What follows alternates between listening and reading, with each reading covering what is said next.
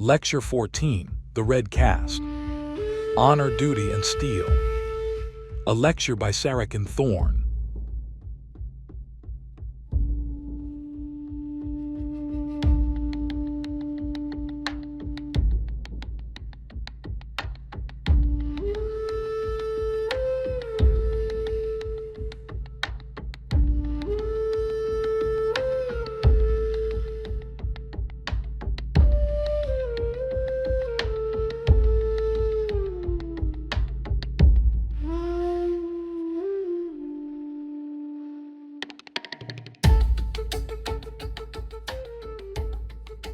For Second Life Gor, and for those who wear the scarlet tunic. Masters, mistresses, free men and free women, Kajare and Kajariye, I greet you, you know me. Sarakan Thorn, 43 years a Gorean, once a publisher, always an explorer. Tonight I speak about the Red Caste, the warriors, the scarlet tunics, the men and women who stand between the home stone and the darkness. This is Lecture 14. Not because the others were not important, but because the warrior is often the first person a new player sees, and often the last. This lecture will not be comfortable. That is the point. The circle is open. Part 1, What a Warrior Is. It is late. The city sleeps. Only on the wall a few torches burn. A young man stands in the half-dark. He does not yet wear the red tunic, only a wish. He does not know if he has what it takes to be a warrior. Beside him leans a veteran, not old but worn. His face is marked with scars. His hands are steady but his eyes are tired, not from age, from years. He is a retired Rarius. He belongs to no city. No Ubar commands him. He serves only the code and perhaps the memory of what he once was. Now he serves the city in another way, not as a warrior but as a guard. He keeps the peace. He walks the walls. He watches. The youth asks, "Why did you become a warrior?" The veteran is silent for a long moment. Then he says, "I did not want to kill. I wanted to protect." The youth looks at him, and that is important. The veteran turns. He looks at the youth, truly looks. You see the city down there, the people who sleep, the children who will laugh tomorrow. I am the reason they can sleep, not because I am the strongest, but because I am the one who watches while others dream. He gestures to the wall. This is not just stone, this is a promise, and I have given my life to keep it, first with the sword, now with my eyes. The youth is silent. The veteran says, "If you want to become a warrior, not for glory, not for the sword, but for the silence in which others are safe, then you are welcome." He walks away, not slow but heavy. His steps do not drag, they measure something. Perhaps the weight of all the nights he has stood watch, first on the battlefield, now on the wall. The youth stays, he looks at the city, and begins to understand. A warrior is not a man with a sword. A warrior is a man who keeps the codes. What is it to be a warrior? It is to keep the codes. Nothing else matters. Beasts of Gor, page 340. You can wear the red tunic. You can carry a gladius.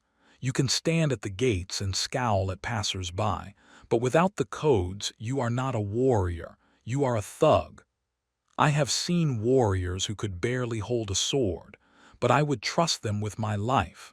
I have seen warriors who were masters of the blade, but I would not trust them with a cup of water. The difference is not steel. The difference is honor. Part 2, The Code of the Warrior. The warrior codes are not written in one place. They are scattered through the books, in conversations, in oaths, in moments of crisis. But they exist, and they are the spine of the Red Caste. Let me give you examples. He who cannot think is not a man, but neither is he who can only think. Vagabonds of Gor, page 65. A warrior must be strong, but he must also be wise. Be strong and do as you will.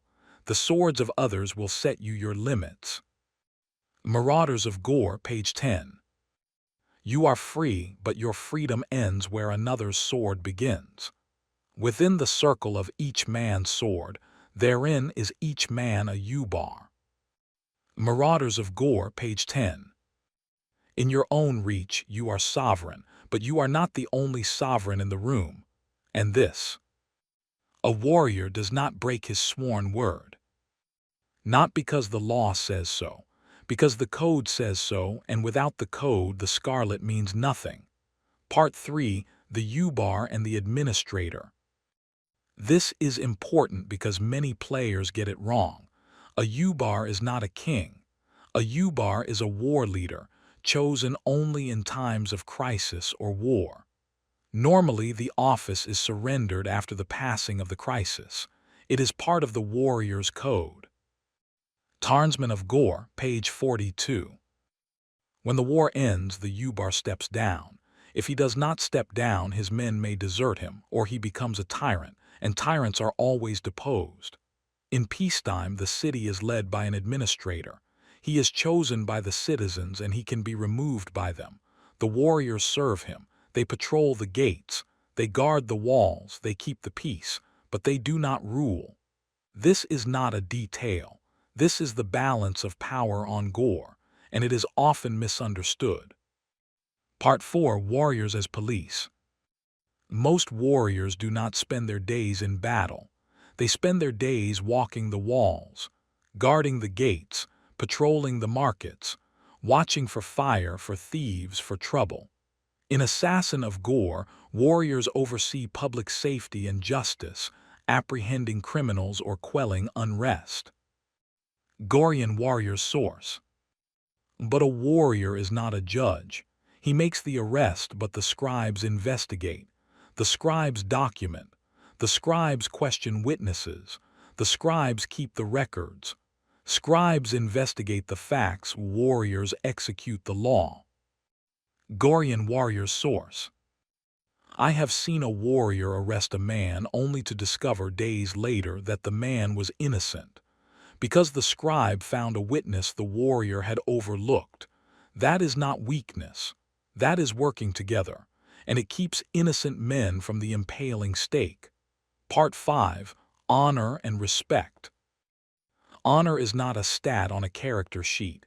Honor is what you do when no one is watching. What is invisible but more beautiful than diamonds? That which is silent but deafens thunder. That which depresses no scale, but is weightier than gold. Vagabonds of Gor, pages 305-306. The answer is honor. A warrior respects his enemy because his enemy is willing to die for his home stone. A warrior respects a skilled craftsman because the craftsman has spent years learning his trade. A warrior respects a disciplined slave because obedience is harder than rebellion. Respect is not submission. Respect is recognition, and a warrior who cannot respect others will never be respected himself. Part 6, the limits of the sword. Steel is the coinage of the warrior. With it he purchases what pleases him. Marauders of Gor, page 10. But not everything can be bought with steel. Trust cannot be bought. Loyalty cannot be bought. Love cannot be bought. A warrior who tries to rule by the sword alone will find himself alone. There is a saying: more gates are opened with gold than with iron. Magicians of Gor, page 188. Sometimes the wisest warrior does not draw his sword. Sometimes he listens. Sometimes he waits. Sometimes he walks away. And sometimes he buys the gatekeeper a drink. Steel is for battle. Wisdom is for everything else. Part 7, BTB Plus, what changes for the Red Caste? A BTB means by the book. You follow the book strictly. If the books do not mention something, you do not invent it. BTB Plus means the books are the foundation, but the foundation is not the whole house. You may add things as long as they do not contradict the books. For the Red Caste, this means you can create ranks as long as they are logical. The books mention pride chiefs and U-bars, but not a daily chain of command. In BTB Plus, you can have a gate captain, a patrol leader, a recruit, because that makes sense. You can create local laws as long as they do not break the codes. No drawn weapons in the market unless the warrior is on duty. That is not in the books, but it is reasonable. BTB Plus allows reasonable. You can develop the relationship between warriors and scribes. The books say scribes investigate. BTB Plus lets you play that. Let the scribe examine the scene. Let the warrior secure the suspect. Let them argue about the evidence. That is not in the books, but it is true to the spirit. Part 8. What a warrior cannot do. Even the Red Caste has limits. Poison steel is against the codes. Marauders of Gor, page 18, revised edition. A warrior does not poison his blade. That is for assassins and women. The warrior does not kill himself or aid others in the doing of it. Vagabonds of Gor, page 446. Suicide is not in the codes.